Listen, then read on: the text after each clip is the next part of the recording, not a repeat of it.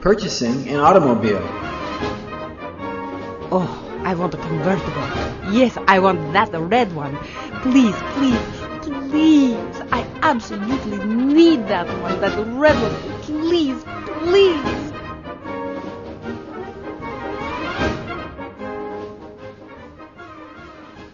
I was undeterred in my support of Katerina's quest to learn how to drive, but I now realized she needed help. I searched the internet for driver training videos and picked up some educational literature at the Department of Motor Vehicles. The plan was set. She would wait until she received her provisional green card and then apply for her learner's license. Meanwhile, we would visit some car dealerships and find out what kind of car was most appealing to Katerina. As it turned out, I discovered which car Katerina liked the best before we ever visited a car showroom. Katerina spotted a red Chrysler Sebring convertible at a stop sign and promptly exclaimed, I suppose it is too fancy and too expensive, but there is the car I would really like to have. We visited 2 Chrysler dealerships in order to find out what a bargain price would be, and then I started watching newspaper advertisements for Chrysler Sebrings. Specifically, I was looking for a lost leader that had the following words, one only at this price in the VIN number. As soon as I saw such an advertisement, I would call the dealership and ask if the car was still available. This was a lengthy process, but since Katerina didn't even have a learner's license, I had nothing but plenty of time and was in no rush to buy a car. It took about 5 or 6 weeks, but finally I saw the advertisement I was looking for. A red-on-black Sebring convertible with special wheels, premium sound system, and automatic transmission. It was a steal at $16,999, which is about a $4,000 discount from the other dealership's asking price. I saw the advertisement about 9:15 on Saturday morning and immediately called the dealership and asked if it was still available. A salesman named Don Wilson told me, The car is now available, but you better hurry because it won't last for long. Be sure and ask for me by name as soon as you get here. Katerina was relaxed and drinking her coffee and not yet dressed to go out. With a level of enthusiasm and cheerfulness unusual for an early Saturday morning, I said, Katerina, I think I have found it. This is a really good deal. And the car is still available, but it won't last. It may be gone within the hour, so we have to leave immediately. You just have time to brush your teeth and grab a jacket. You can put your shoes on while we are driving. We're going to buy this car if we can get there before it is gone. Katerina could sense that this was serious and that there was a real possibility that she would acquire the car of her dreams in the next few hours. So she wasted no time getting into the car. We arrived at the dealership in about 30 minutes. Just as we pulled into the customer parking area and stepped out of the car, a salesman, presumably Don Wilson, was on his way out of the showroom office and headed towards us. I said, Are you Don Wilson? Yes. Are you the gentleman I just spoke with on the telephone about the convertible? After a quick and cordial greeting, I said, Yes. Is it still available? Yes, I'm pretty sure it is, but I have to log into the computer and double-check to see if it is still in inventory. It will take me about 5 minutes. Why don't you look around the dealership's inventory of new cars while I double-check the computer? There are quite a few brand-new Sebrings parked over there just to the right of the showroom. I quickly replied, Is the convertible we are interested in among them?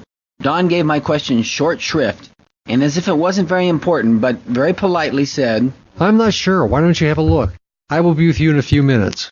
It took me about 2 or 3 minutes to determine that no red-on-black convertible was among them. So I returned to the showroom office wondering why the featured car of their full-page newspaper advertisement was not parked in a highly visible and prominent location, with a big sign on the window touting the low price. Had the car been sold in the last 30 minutes, and would that not have come to Don's attention? I was becoming a bit suspicious of the situation. After a couple of minutes, Don walked out of the office and handed me a computer printout of the window sticker information. Apparently, the car is still available, but I don't know where it is. It should be on the dealership lot here somewhere.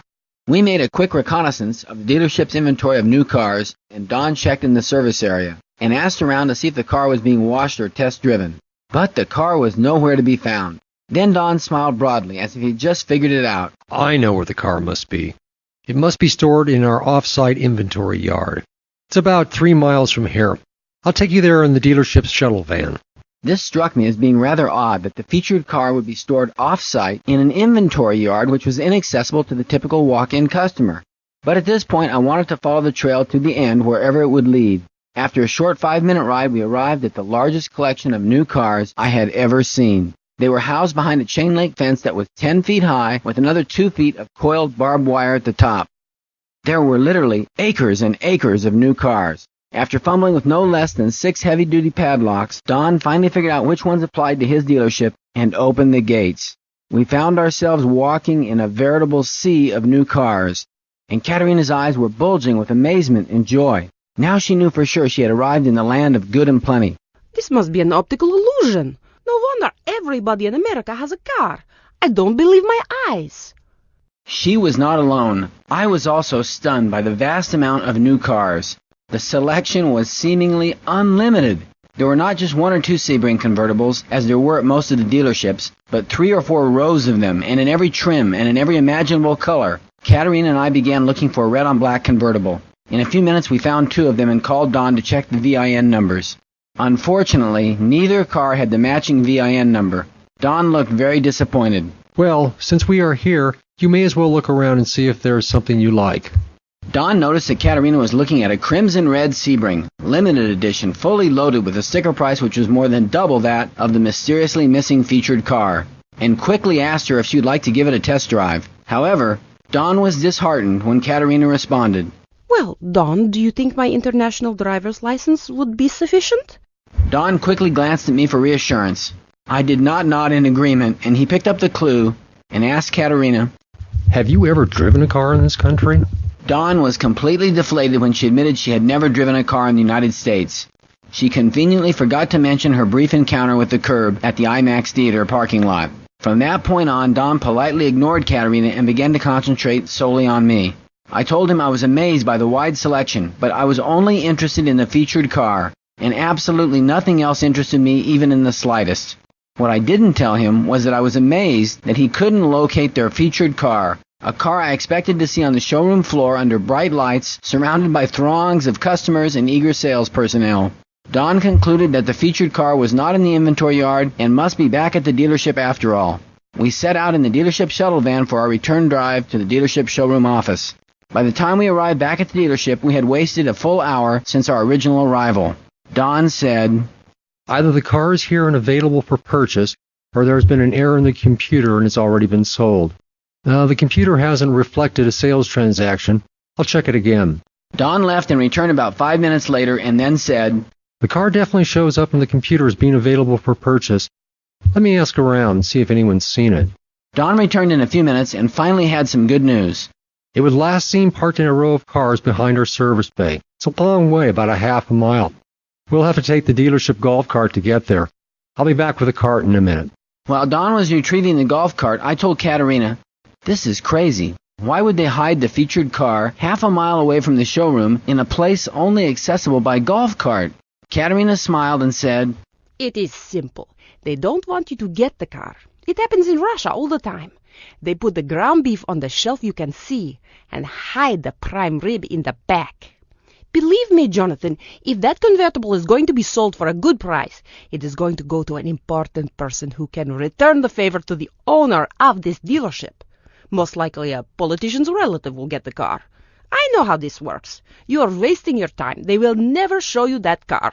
Don returned with the golf cart and we hopped in. After traveling about half a mile, Don spotted the mysterious red-on-black Sebring convertible. It was pulling into a parking spot behind the service bay. It was a place that nobody would ever look if they were looking for a new car. The best way to describe it was very well hidden in plain sight. As we approached to a distance of about 100 yards, Don suddenly exclaimed, Oh, shit. I realized one of the people getting out of the car. It's another salesman from here at the dealership. And that Asian couple with him are going to buy the car. I said, How do you know they're going to buy it?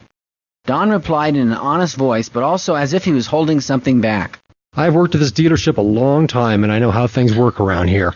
All I can tell you is if you want this car, you're not going to have time to look at it, at least not any closer than 100 yards. If you want it, we're going to have to turn the cart around, head back to the dealership at full speed, and fill out the paperwork as fast as possible. Then we'll see if we can sneak it out from under their noses. Jonathan, you're just going to have to trust me on this. I know. I've been in this business a long time, and I just know.